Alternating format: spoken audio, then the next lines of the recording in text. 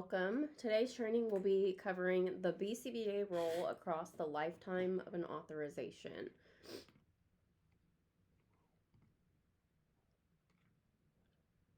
Objectives and the purpose of this training, we will go over program management timelines throughout the entire auth, starting with the intake to the first 30 days, ongoing planning throughout that 6-month window, and then preparation planning for the reauthorization. We'll discuss some supervision expectations, data and graph maintenance expectations, and putting it all together. At the end, I will share with you some resources that you may find helpful in staying organized and on top of the reauth planning process and the entire treatment planning process. All right, getting started. First 30 days. The primary focus in the first 30 days, pairing, training your technicians, ensuring that your teaching procedures are input and adequate, scaling new goals, how and when do we add, how many do we add, ABC data, behavior interventions, and the introductory parent training. So I'm going to kind of go through these line by line and give you a little bit more detail on each of these topics. We'll start with pairing. Pairing is extremely important, but we also have to find the balance. In that first 30 days, we want to make sure that we have a solid balance of pairing while also building in and establishing the goals that we're going to work on in a reasonable time frame based on the client and their needs. It's very, very important that we begin with pairing so that our child, whether in the home or in the clinic, wants to continue to see that therapist and that BCBA and wants to participate in therapy. If their first day at the clinic is established as aversive, or their first day having someone come to visit them in home is an aversive experience, they're going to have a hard time recovering from that, and it's going to make it more challenging for us in the long run. So we always want that first day will pretty much be nothing but just pairing, rapport building, figuring out what their reinforcers are, all of those things. But then at what point do we start to add goals, and how many goals do we add, and how do we pair with different clients with different needs? So that's going to be really important for you to determine how much time your RBT should spend pairing, and when do they begin embedding natural environment teaching. This is going to be very different client to client. If you have a really young child, 2-3 years old, who has never been away from their parents and they're starting out in a clinic, you may need to spend more than one day pairing, especially if across their first 3 days they meet 3 of their new technicians. Each technician also needs to engage in pairing.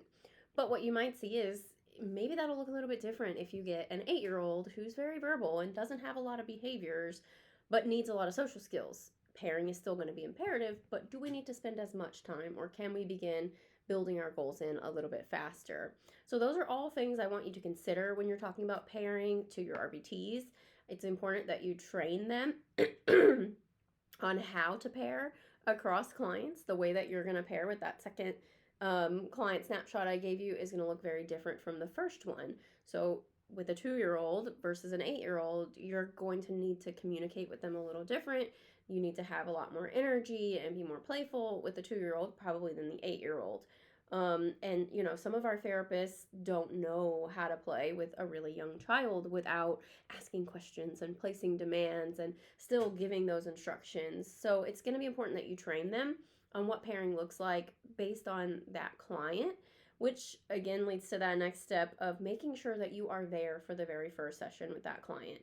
It's imperative that a BCBA is present to make sure that pairing is happening, that everyone feels supported, that the child is having a good experience, the family's having a good experience.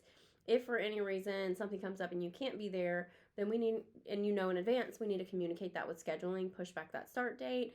Otherwise, we need to communicate to see if another BCBA can step in your place to make sure that there is leadership present for that first session.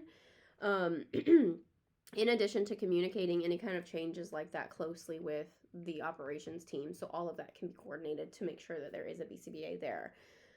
One more thing on pairing that I forgot to mention, we do now have a pairing target in Rethink the Goal Bank, so you'll want to make sure you pull that in. It may not be necessary for every single client, but for the majority of our kiddos, this will be a very beneficial goal. While you may not have time to add teaching instructions and put a goal in on day 1, when they start for that first session, you can pop that pairing goal in. It's ready to go, and that's going to give you a lot of helpful insight into how well that child is pairing with the environment or with each individual therapist that they begin their first week with. So that goal is now there, and we would like to start seeing that for all of our new kiddos, especially our really young kiddos.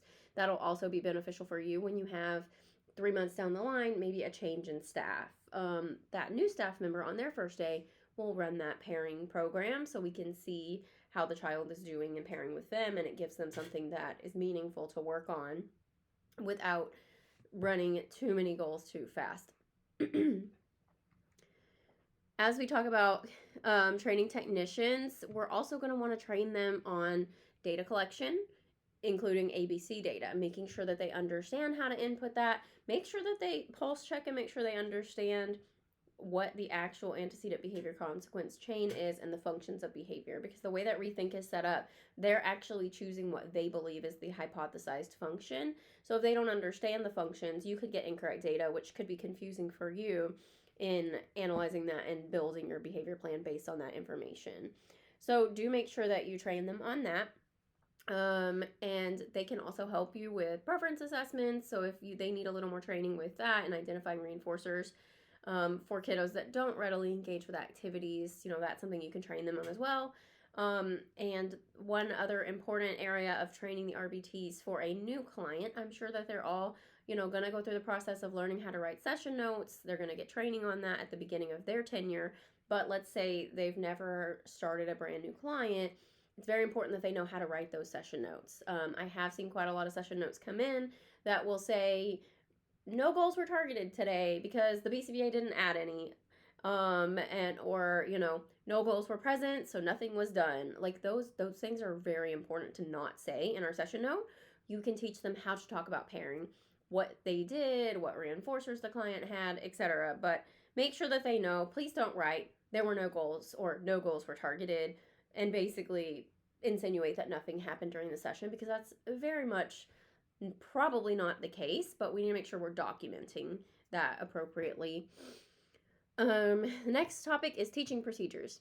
Never add goals without teaching procedures. It's really, really important that you put these in from the beginning so that you're not backlogged and you don't run into confusion and incorrect, inaccurate data, that you are saving your own self time from training down the line with new people that come in or substitute staff.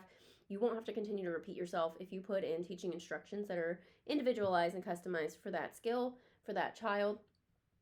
Please note that some of the teaching instructions that are in the Rethink Goal Bank, or even though we've turned that off and it's still custom, a lot of the original Rethink goals were added under any BCBA who may have used those and modified them slightly. Make sure you check them because there may also accidentally be other client names. So it's going to be really important to make sure you're looking at those before you input them. But the teaching procedures are going to benefit you and your therapist and your child, and that everyone knows what they should be doing, what stimuli they should use for the goal, how to score it correct or incorrect. And if you have therapists asking you the same questions over and over, that allows you the opportunity to redirect. Did you read the teaching instructions? Does it make sense? If it doesn't, let me modify so it makes sense to everyone else. And eventually they will stop asking you first. They'll read first and then ask you, which will save you a lot of time. Scaling of new goals. So we want to make sure that we are starting with the right amount of goals. We don't want to overload our kiddo. So yes, you're going to write, maybe you wrote approximately 30, 35 goals in your initial treatment plan. We do not need to introduce all of those at once. We just slowly start introducing based on the kiddo. So some factors that you want to consider when deciding how many to begin with is going to be that individual client, their age, their behaviors. If they're having a whole ton of behaviors in that first few weeks, maybe we have a few less goals and more, working through some of those behaviors or some adaptive skills. Maybe we start with the adaptive section to teach some of those replacement skills before we start inputting the DTT or the other target skills. If we have a kiddo who comes in with minimal behaviors and they're, acclimating quickly, they've been in ABA or they've been in a school, then you can probably scale up a lot faster than you can for that young child who's never had experience or has a lot of behaviors. So those things are going to be important. I would say that you should start with maybe 4 or 5 in that first couple of days, and then as you go, continue to build up as that child shows readiness. So make sure that you prioritize those foundational skills first. Pulse check your therapist. Does this feel like too many goals, or do you feel like they're ready for a few more goals? What does it feel like within your session?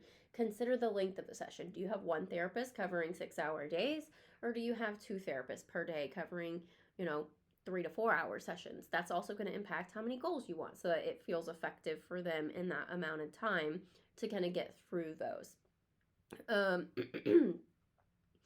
So please make sure that you're considering all of those factors as you scale your goals up. And note that it's going to look a little different for each kiddo. They're not all going to scale at the same rate, but you definitely want to make sure that you're starting off, depending on their needs, with probably some of the adaptive skills, some of the communication skills are going to be your more critical skills to start with, and then you can kind of continue to add up and build towards the DTT or more structured skills from there. ABC data. We kind of talked about this just a little bit, but make sure your therapists understand that and that they are required to collect that for those, first 2 weeks of treatment is usually a good rule of thumb to have some ABC data. And you're going to need to use that in order to assess and evaluate your behavior plans. So maybe you put in a generic BIP at the beginning. You're probably going to need to go in and modify. Maybe the function was completely different than what you thought it was.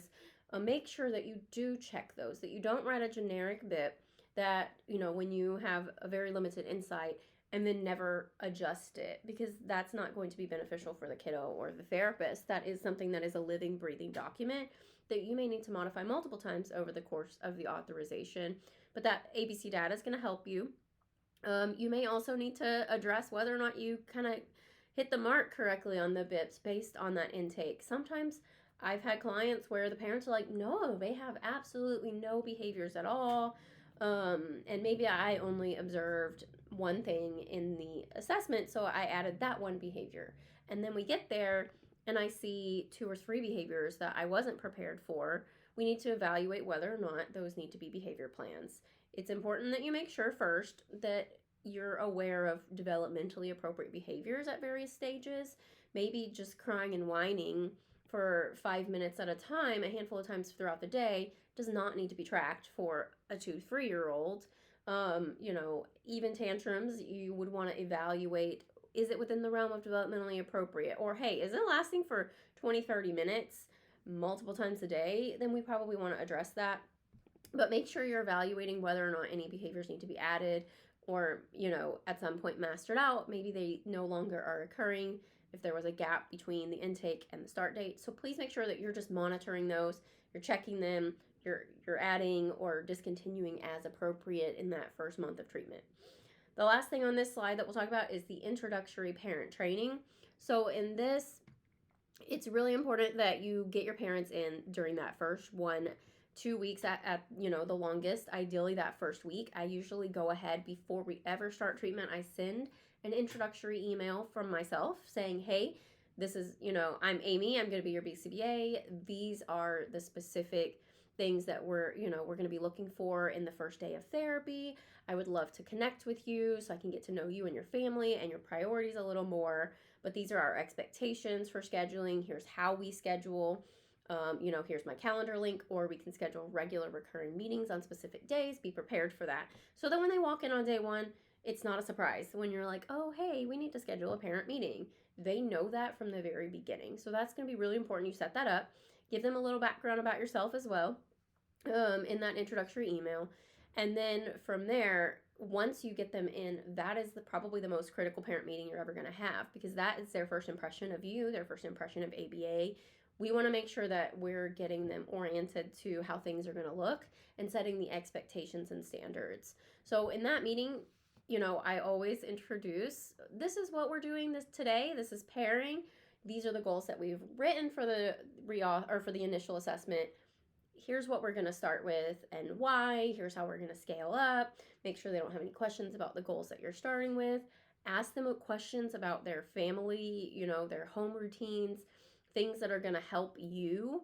Find out, does anyone else live in the home that's helping to parent? What does that look like? Grandparents or aunts and uncles that maybe they're going to need a little bit of support too. Or find out, what is parents' work schedule? Do they work in the evenings and they have a babysitter? Those are all important variables that are going to affect their level of participation. I always, pulse check them. Tell me what you're capable of. How do you learn best? What are you looking for in this meeting? The goal here is that this is valuable to you. It's not just a checklist and another thing on your calendar. We want it to be meaningful because progress happens when we're aligned. We are the experts in behavior. You're the experts in your children. So please, together, we can really make the most impact. Ask them how they learn. What do they want to see? Do they like to spend time each session going over the data, the graphs, looking at the numbers? Do they like to have their child involved in the parent meeting so that they can get hands-on observation and then step in and, implement things? Do they prefer handouts and homework or PowerPoints? How do they learn? We do have a lot of really great family handbooks and resources. The parent training handbooks are fantastic. I have lots of resources and slide decks that I've put together on a few different topics. So, kind of determine what they like and what's helpful for them, and what they're going to be able to implement. Maybe they are not going to take that data sheet home and take data for you, but what they can do is, here are some skills that we're working on that you can embed into your daily routine in a way that works for you and your family that doesn't feel like homework. So that's really important in that first meeting, that you're kind of getting that overview and setting them up for what to expect and determining what they want to see and making it meaningful for them. If you get buy-in at the beginning, you're going to have so much more success than waiting and trying to catch them. And then we've set the standard that, we don't actually have to meet if you're busy. It's fine. You're going to have a much harder time consistently getting them in later. All right.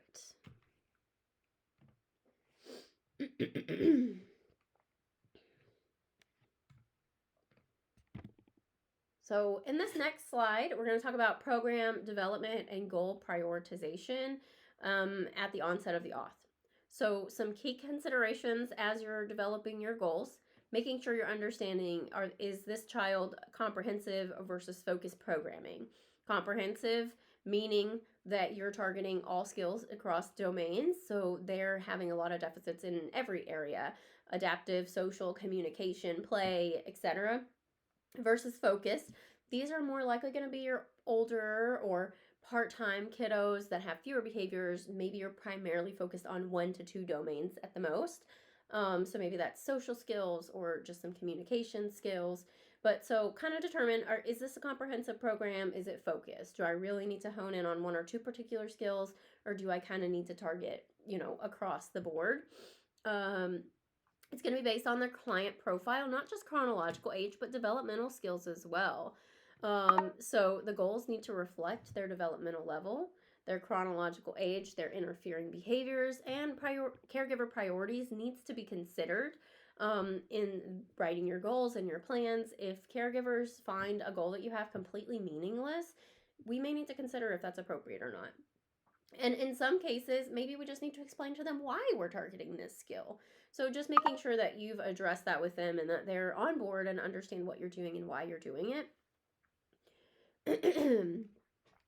We need to also plan ahead. You should, at your intake already, have a future bank of goals that are ready to launch over the onset, but maybe you need to modify them just a little bit or add a few additional ones. That's completely appropriate. It's helpful if you do that you label them so you know that goal was added within the authorization period. In order to do your reauth report, it'll be a lot easier for you to decipher that. We should be rotating our goals based on mastery, behavior changes, RBT or family input. Now, you're the one in charge of the goals, but your RBTs sometimes have some valuable feedback, like, hey, this just isn't working for this kiddo.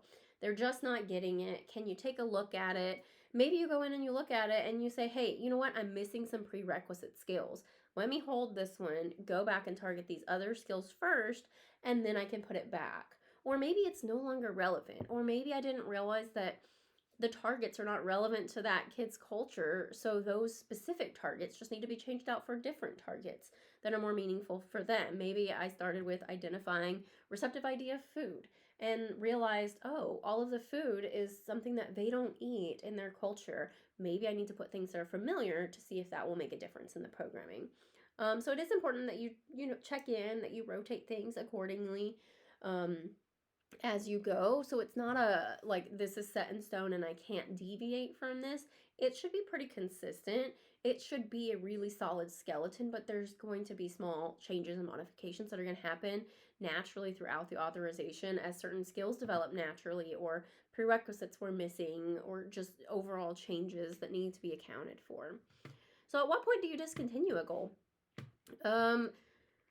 Well, you may reevaluate if you've been 30 days and there's absolutely no progress, maybe even a regression, or you're seeing that every single time this one stimuli is presented, it immediately triggers problem behaviors for this child. Really consider, is this appropriate for this child? Consider the social significance of the goal you're targeting, whether or not you should discontinue it altogether or you need to modify it. Does it have cultural value? These are all important things to consider. If you see that there's no progress, it's triggering behavior, you should really be making some sort of changes. This should not be continuing for 4, 5, 6 months and just being like, I don't know, maybe they'll get it eventually. The problem is probably not with that child not understanding. It's probably something with your goal that needs to be adjusted. So make sure that you're taking note of those things. You may also want to consider if there's zero progress, if you have variability across your therapist. Those are things to look for, but it is okay in some cases to discontinue a goal or maybe just hold it and come back to it when they're ready. But you shouldn't just continue something for extensive amounts of time with zero progress. It needs to be, you need to consider what else we're doing, change the prompt levels, change the stimuli, or completely discontinue it. Additional considerations in your programming development. You want to add goals progressively to reach probably 15 to 25 active targets across domains at any given time. Get familiar with the Rethink app and make sure that you know what your RBTs are seeing, because a lot of times the view is different and you may think that they see something that they're not seeing because the goals maybe aren't populating, or maybe their settings are wrong, so they don't see all the targets. They only see the first target and they don't know how to manually check targets. So you need to make sure that you do know that. That is very important. And always use your data and your clinical observations to determine readiness to increase demands, add in more goals over time as your kiddo is ready, when to switch from primarily net-based to DTT-based. This is always going to be something that you want to keep in mind. Balance skill acquisition with behavioral and emotional capacity. So make sure that if you're having a ton of interfering behaviors, you're probably going to be leaning closer to that 15 goal mark instead of I've got 32 goals and high rates of behavior all day and nothing's being targeted consistently, so progress is very limited, instead of, hey, you know what, I'm focusing on fewer skills at a higher rate and I'm going to have more progress and be able to add more over time than if I try to do too many at once and I'm not getting adequate treatment trials or exposure to those goals. Or, if you're having too many behaviors, you may need to switch around what domains you're focused on.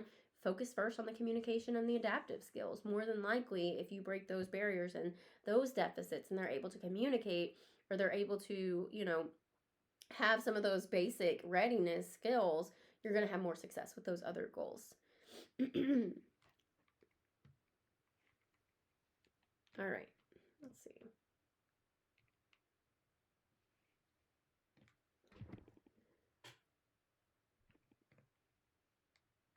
Okay, ongoing planning and maintenance.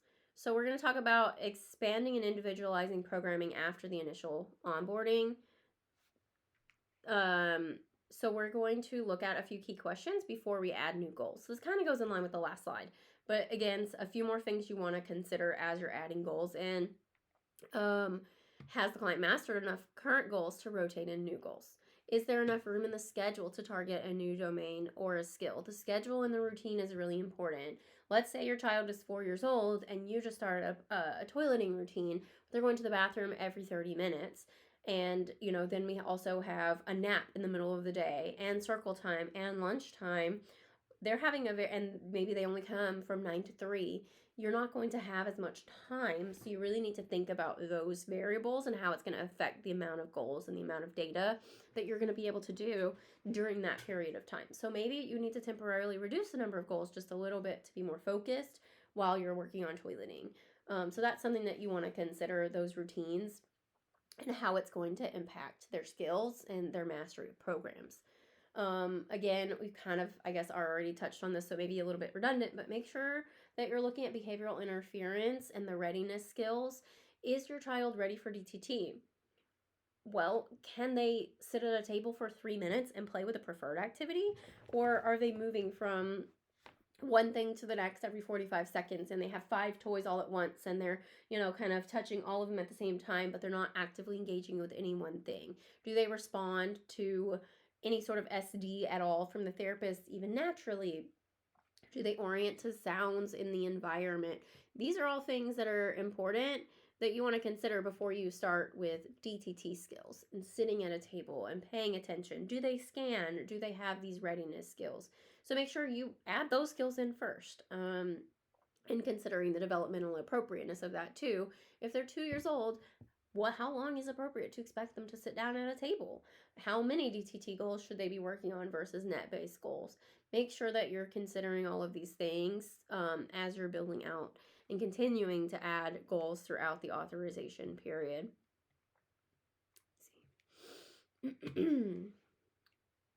Okay, so now that we've talked about this, I'm going to jump into a few scenarios to kind of help put this together as far as the client profile and how these goals would look, how you've decided which ones to add and at what pace and kind of why. So consider the scenario. You have a 3-year-old who is non-vocal or has a limited verbal repertoire. They have very limited imitation, play, and functional communication skills. No consistent engagement with peers or shared activities. Some stereotypy or sensory-seeking behavior, but it's not interfering. No significant aggression or elopement. Think about it. What are the core skills needed? How many goals should you start with? Should you do DTT? Should you do NET? Should you do a combination? Where do you start with this child? So personally, I would recommend that you take all of these things into consideration as you're building out your goals and look at the foundational skills. Imitation skills are super key to so many other skills. You're probably going to really want to work on that. Play skills are foundational to learning as well. So you may just start with play and communication and imitation skills. You may consider that. What skills can they learn naturally through play and imitation? So you're going to want to kind of consider that. I would personally suggest that you maybe start with a mix of the VB-MAP and the Early Start Denver model. If you're not familiar with that, that'll have to be a whole separate training, but please familiarize yourself with it. It's a really great resource for some of our really early learners to target some of those prerequisite skills that have to happen before we can even get some of those VB-MAP skills to start developing. I would say look at some core skills across a couple of different domains. We're really going to want to focus heavily on communication. We probably wouldn't be able to pinpoint a specific mode yet. So maybe we would start with a multimodal communication method. Maybe we focus on teaching them to gesture, point, reach, hand guide, very basic ASL imitation, or even tolerating prompts for ASL to get access to things.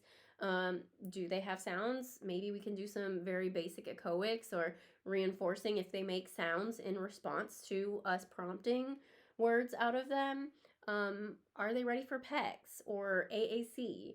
You really want to just kind of look at the whole picture. You can't say definitively just looking at this snapshot summary what communication method you would look at, but these are all things that you would want to consider. But I would say you need to start looking at communication priority. That's going to give them so many more skills to build from when they're able to communicate and advocate for themselves. Some play skills you might want to start with: object exploration, toy activation. Do they turn on and off things? Do they engage in any sort of cause and effect play with a specific cause and effect toy, or cause and effect with adults like peekaboo? Parallel play. Sensory social routines is something I really like for our littles. If you're not familiar with that, that's an ESDM skill, but being able to engage with another adult in a fun sensory-based activity. So maybe we're singing the Wheels on the Bus and we're holding their hands and, engaging in the hand movements that go along with that song. So they're getting sensory input, they're getting social input at the same time, and kind of also that like engagement with someone else. So that's a really good way to start developing some early skills. Imitation, maybe you want to work on some vocal imitation of play-based actions, gross motor imitation, maybe through play first before we start just doing the standardized do this, copy me. We want to work on attending, responding to their name, orienting to sounds or others in the environment. Sometimes people don't realize the prerequisite. Maybe if they're not responding to their name, are they even looking? If someone drives by and blows a horn, do they even acknowledge the sound? Or I'm sitting directly behind them banging on the drums, are they aware of sounds and other people in their environment? We may want to work on that at the same time that we're working on responding to their name. Do they have visual attending skills, scanning skills, following simple routine-based instructions? Some adaptive skills, waiting, transitioning, toileting routines, mealtime routines, making choices, accepting no. So these are all things that you'd probably want to consider for a kiddo at this skill set, at this age. Again, it's going to be customized. These are just example goals that would probably be appropriate for a child within this skill set, but maybe not all of them are appropriate, or maybe some of them are, not, or there's others that I didn't list here, but this is a really good start point to really understand what's developmentally appropriate and what are the foundational skills before we can build some of those other skills on top. I would probably start that first week, maybe we have 5 goals, and then probably within 2 to 3 weeks we have 10 to 12 goals. Maybe you're balancing that 70% of that's going to be foundational early learning skills. The other 30% is going to be adaptive and behavioral routines. I probably wouldn't even start with any sort of DTT at this time until we've gotten some of those other things in place first, and then we'll slowly build towards that and get them prepared for the, sitting down at the table and learning with those specific stimuli in that nature. All right, one more scenario. Now consider this. 7 years old, high verbal output, but lacks social reciprocity, emotional regulation, moderate rates of aggression, noncompliance, escape maintain behaviors. Cognitive and academic skills are within the average range. Rigid routines and difficulty with flexibility or perspective taking. What about this one? What do you think are some core skills or deficits that you're going to want to start with? How many goals do you start with? Do you start with DTT, NET, a combination? What is that going to look like, and how is that going to differ from the first kiddo that we looked at? I would probably suggest that you maybe want to start considering some social skills. Do they initiate or maintain conversations? Do they take turns in conversations? Can they follow conditional or group instructions? Maybe look at some emotional regulation skills, coping skills, zones of regulation, being able to identify their own feelings, their own responses, or identifying others' feelings and reactions. You can do a lot of scenario-based learning with this kind of kiddo. You want to look at some executive functioning skills, transitions, visual schedules, task completion, help them in some way to come up with their own behavior management plan that they can be aware of, a checkbox system or something that shows them like, hey, is this a good choice? Is this not a good choice? Like reinforcement for that is going to be really important, and so that you can start teaching them to self-regulate and monitor and be aware of their own behavior and the outcomes of their behaviors. You'll want to work on some behavioral tolerance to know or functional alternatives to escape activities rather than the behavior that they were engaging in. Probably want to work on some safety and community skills, following adult instructions, remaining with the group. How many goals do you want to open? Probably, I would say, a little bit more than our last kiddo. I would be starting off within that first few weeks, 15 to 20, depending on the behavior severity, although here it's pretty moderate, but not severe. Emphasis on coping and generalization and not just isolated skill teaching. So you should have a pretty good balance of skills with DTT and some net-based things, but you really want to do scenario-based learning or do some DTT learning to identify Maybe they can't identify emotions, so we're looking at that with picture cards. But then we're going to quickly want to generalize that into our environment. Let's talk about when we're walking down the hall, like, oh, how do you think that they're feeling and why? Let's take that skill and start building in generalization, or build a scenario. If this is what happened, how might it make this person feel? So those are going to be some important skills. So you can start out doing a lot more table work, but you're also going to want to generalize that and work with the other peers, engage in some peer play, some toleration of losing, or things of that nature with the other kiddos that are similar in age or skill sets, and really emphasize the generalization component there. All right. So putting it all together, compare and contrast our two learners here. The early learner is going to need a lot of foundational skill building and regulation through a very structured routine, and, you know, a lot more naturalistic and play-based at the same time. Our older learner is going to need self-awareness, flexibility, and generalization into a real-world setting. The program size, the domain, the balance, the prompt fading, it looks different, and it should look different. These are just two examples, but it should look different for every child. Even within that, you may have 2 3-year-olds where their skills are going to still look very different, or how they learn is going to be different. The key takeaway here, individualization is the standard. I gave you some generalized scenarios or generalized goals. Without truly sitting and seeing that client and some of those variables, you can't customize the programming the same. So again, it's always important that you should have a general idea of where they should be developmentally and what skills are developmentally appropriate in those developmental milestones that you're targeting based on their age and their, you know, milestones, but it should still be customized within that. So individualization is the standard of ABA. All right, shifting gears. So continued monitoring throughout the treatment plan. We're just, as you're going, you've got all your goals in now. We're set. We got our 15, 20 skills that we're working on. Everybody's doing well. Now we're monitoring that through supervision. What are some weekly tasks that we should be doing in supervision? Some monthly tasks. Weekly, we should be engaging in data review. Not just skills, also the behavior plans. We need to check in, follow up with our RBTs, provide coaching and modeling if we're seeing a difference in maybe this RBT is getting 100% every time and this RBT is getting 30%. What's the difference and why? So every week you should really take some time to just scan through your goals, make sure that everything is progressing. And then, you know, every month, do a full audit. Take, you know, a full hour and go line by line through every single program, every graph, and make sure that everything is looking accordingly, that there's stuff that's not sitting for extended periods of time. Maybe we need to modify a little bit, or maybe we need to provide more feedback and training to the therapist. For generalization and maintenance, maybe make sure that they're not just memorizing the stimuli that they have. So these are all things that you should be doing within the context of your supervision.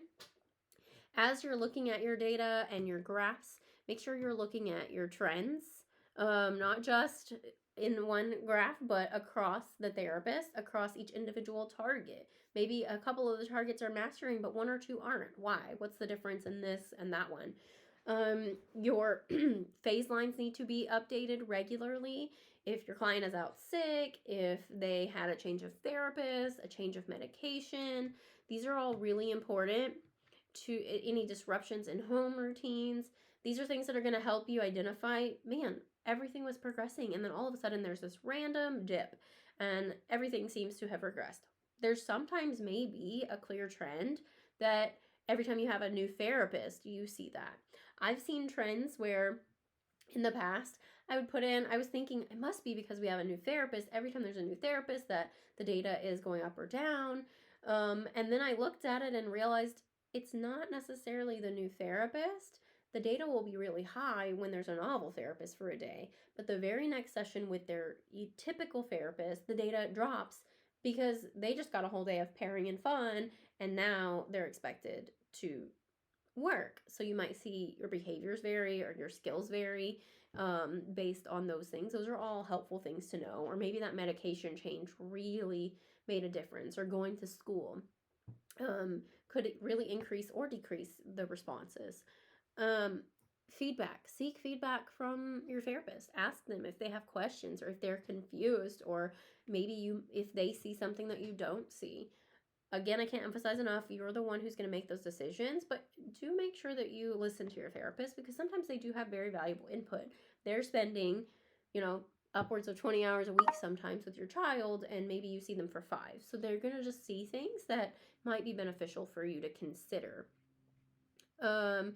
I actually didn't realize, but we already talked about discontinuing goals, so I'm going to leave that. But one thing I will note, though, here, if you do discontinue goals, make sure that you notate in the title that it's discontinued, even if you're moving it over to that folder. Once you pull it into your report, it's not going to differentiate. It's going to mix all of your mastered and future and all of your goals together. So you're not going to clearly see if the goal is discontinued. It's just going to make it faster and easier for you if you've titled it discontinued. And there's also a note section. You can add a note, so when you go to write your report, you're not trying to remember, why did I discontinue that, or what happened here. Use those features so that your report writing process will be a lot more seamless and a lot faster if you're keeping organized and making notes of these things throughout. All right. These are just some resources that you may want to consider when you're doing supervision. This is not mandatory, but it could be beneficial to you. We do have a supervision checklist. Even if you don't complete it every session, or maybe you don't even feel like filling it out, do familiarize yourself with it. Read over it, because it's going to be helpful for you to think about and be aware of the things that you should be looking for in the context of your supervision. It's going to help you identify common barriers or maybe things that are affecting your data. This is only section 1. There's multiple sections of this document. So review the whole document. Be familiar with it. It is going to be beneficial to you. It's also very helpful if you're starting to have or notice that one therapist is really struggling compared to the rest. Just conduct a supervision fidelity checklist, and it's going to give you more objective things that you can pinpoint. So when you go to give them feedback, it's not just, I feel like you're not doing a good job, but I don't know what it is or why. You've looked line by line. Oh, it's this. This is what it is that I couldn't pinpoint. It's going to really help make that feedback a little bit more objective, probably be received a little bit well. That's fine. Okay.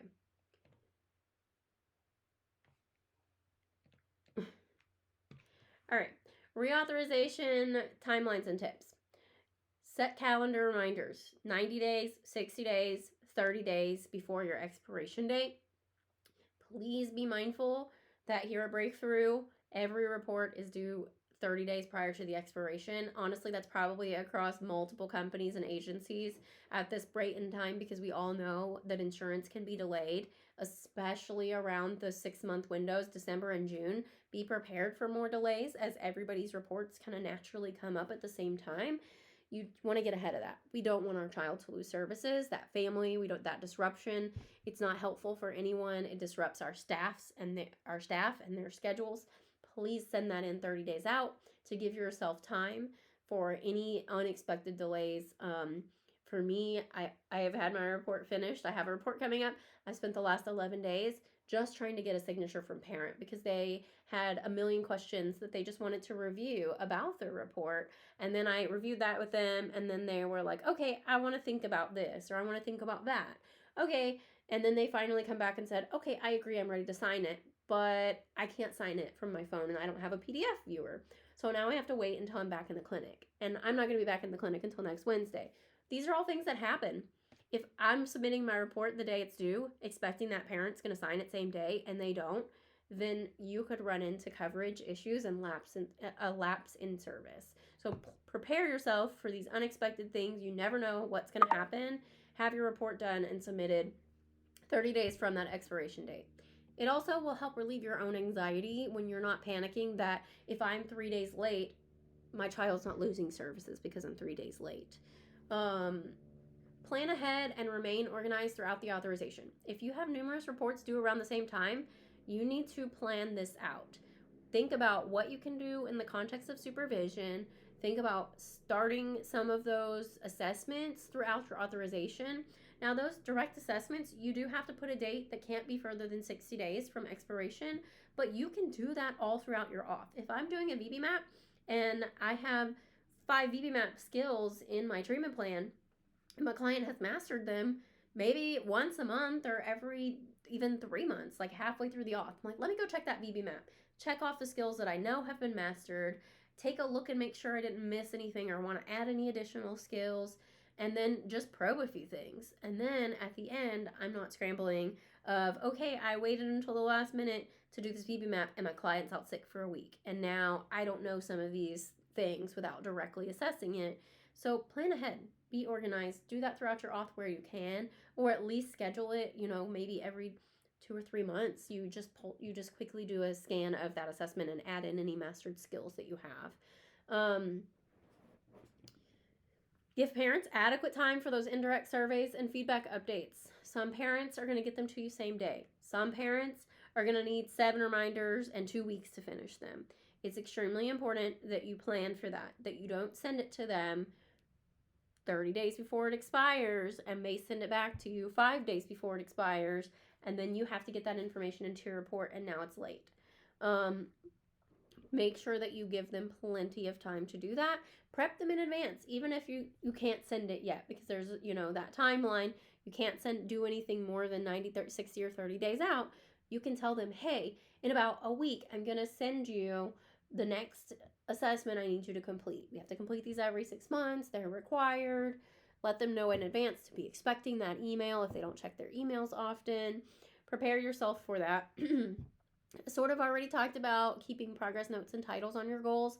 I always label my goals. It's very helpful when you go to write your report to notate if something was mastered or discontinued, or you added it over the course of the authorization period so it wasn't reported in that last auth, but you have data on it. You would want to just have a note of that.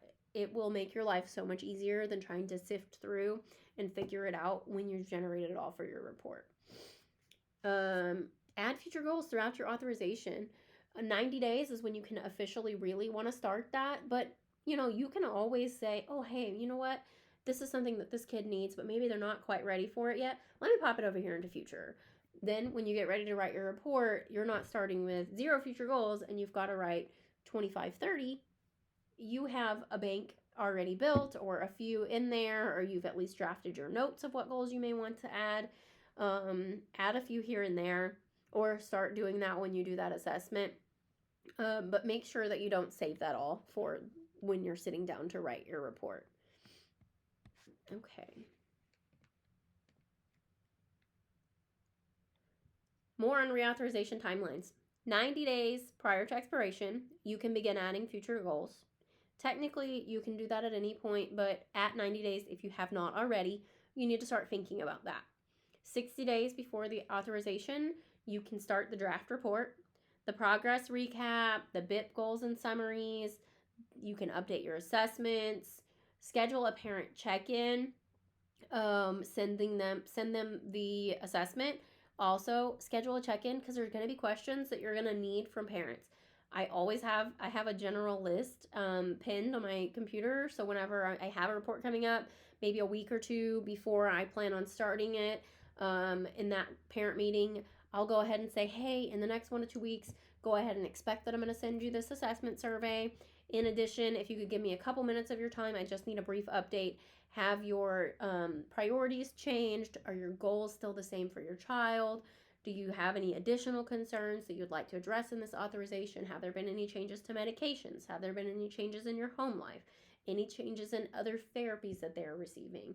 You're going to have to answer all these questions, and it's a lot easier to just kind of go through it with the parent up front so that when you start writing, you have all that information ready to go and you don't have to stop and email them or try to contact them or skip that part and come back to it. It'll make the process a lot more seamless for you if you're kind of planning out and being organized in that regard.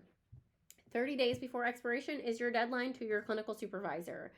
If for any reason you are not going to be able to send it in 30 days, you must notify in advance. It is extremely important that those reports are sent to your clinical supervisor to give them time to review them, send it back to you for any updates that maybe you need to make, and then again have that approved and sent over to the funder.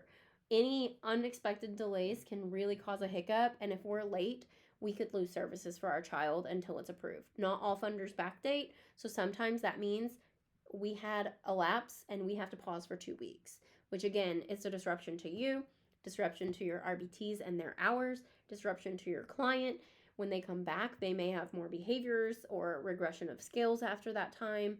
The family may get frustrated and choose to go elsewhere. Like, these are all things that can happen if your reports are late. So please, please, please plan ahead, stay organized. In order to help you do that, we've created a sheet that will be listed by client. You can put in the expiration date and then fill in 30 days, 60 days, 90 days, so you know what those notes are. When you that should then color code when you check those boxes off as well, or put those dates in so that you can see what is not due, what's upcoming, what's almost due, what's past due. And this will become something that your clinical supervisor will have, and she will check off with you to see if you are, maybe you're 60 days out or 45 days out. Have you started anything on this report? If there's nothing checked off, you're probably going to get a follow-up. So please make sure that you are checking this for every client. Whenever a re-auth is submitted and a new auth is approved, go ahead and pop that expiration date. This is a great way for you to see across your entire client caseload list which reports are coming. That will help you know in advance, oh wow, when we get to June, I've got 4 reports due within a 2-week window of time. Look at that and make sure that you are planning out and you're prepared for that. You can ask for assistance where needed. But please plan ahead and be aware of this spreadsheet that you'll be getting access to soon, and it will become something that you'll be required to utilize with your supervisor.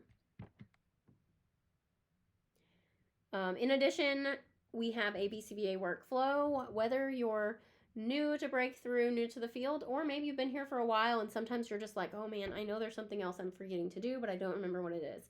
Print this off, put it next to your desk, check it off as you go, or just kind of reference it periodically. These are things, I'm so sorry the image got cut off at the top, but it breaks it down into daily, weekly, monthly, quarterly, annually, and as needed, or as assigned. So these are all things for you to think about and consider. In addition, at the top where these dates that aren't showing you will be able to see, it'll link you to TrainWall, where this is all also documented in the BCBA handbook. But for now, you can kind of see, like, these are things that you should be doing every day. These are things that you need to be doing every week, every month, bi-weekly. So bi-weekly, you should have a meeting with your clinical director or your clinical supervisor. Monthly, we have our all BCBA meetings. Quarterly, you're going to have a quality assurance check. So these are all things that are going to come up. And it's not in the screenshot, but on the right side of this document, you'll also see some quick hyperlinks for things, the materials, request forms, the how to access TrainWall, how to set up a Calendly, a bookings link in Microsoft. So take a look at this. This will help you to stay organized and kind of be prepared so that nothing comes in and catches you off guard. Just another helpful resource for you. Here are some additional resources that you can locate. SharePoint. TrainWall has everything you need, all of the processes, procedures, everything is there in one place. The BCBA handbook is a very great resource for a lot of your questions and information. In this slide, we share the supervision checklist, the reauthorization timeline checklist, the BCBA workflow, and in addition, please make sure it is also in TrainWall that you check off the QA checklist, our quality assurance program. So when you start your client, be prepared that potentially within that first 30 days, you're going to have a check-in to make sure that everything is set up correctly from the beginning, catch any hiccups, anything up front, we can fix it, or just, hey, shout out, you started off really organized, great job. And then every 6 months or so, you'll have a full check where we're going to go through and look at all the goals, make sure that everything is organized, progressing, that there's no additional support needed or barriers that you're experiencing. So take a look at all of these resources and documents. Let us know if you have any questions. In summary, remember, BCBAs drive clinical outcomes through proactive planning. Stay organized, stay on top of things, make sure that you're setting yourself up for success from the beginning. Stay consistent with your timelines and your documentation, and use data to inform every decision. Thank you for your time, and if you have any questions, I look forward to hearing from you. Thanks.